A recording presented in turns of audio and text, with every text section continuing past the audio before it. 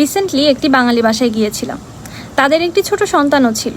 সেই শিশুটিকে প্রথম দেখাতে আমি বুঝতে পেরেছিলাম যে তার মধ্যে হাইপার অ্যাক্টিভিটি আছে, যেটা চাইল্ড ক্লায়েন্ট দেখতে গেলে আমরা প্রায়শই দেখে থাকি।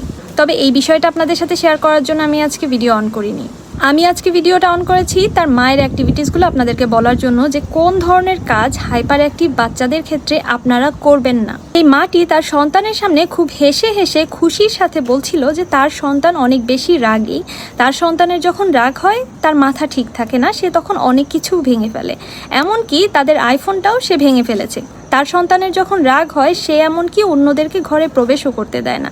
এই ধরনের কথা সে খুব খুশি মনে এনকারেজ করে তার সন্তানকে বলছে। সে তার সন্তানের হাইপার অ্যাক্টিভ বিহেভিয়ারগুলোকে আমাদের সামনে কিভাবে পজিটিভলি রিকগনাইজ করাবে সে সেটাতে খুবই ব্যস্ত ছিল। একটি বাচ্চার সামনে তাকে নিয়ে আপনি যখন এই ধরনের কথা বলবেন সে এগুলোতে আরও এনকারেজ হবে। সে তার সন্তানের হাইপার অ্যাক্টিভ বিহেভিয়ারগুলোকে আমাদের সামনে পজিটিভলি ইন্ট্রোডিউস করানোর জন্য এমন এমন কথা বলছিল। অ্যাজ এ সাইকোলজিস্ট এগুলো শুনে আমার নিজেরই মেজাজটা খারাপ হয়ে যাচ্ছিল যে সে এগুলো কেন বলছে, কারণ তার সন্তান কিন্তু পাশেই ছিল।